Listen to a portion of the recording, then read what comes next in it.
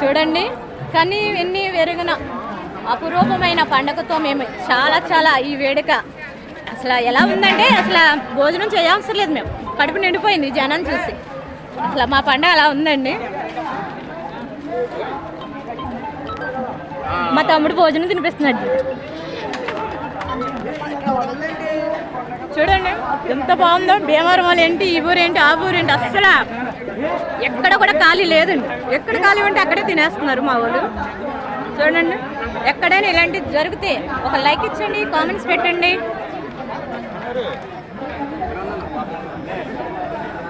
Baby భోజనం చేసావా? భోజనం చేసే తమ్ముడు తినిపిస్తున్నాడు. ఎంత అదృష్టం.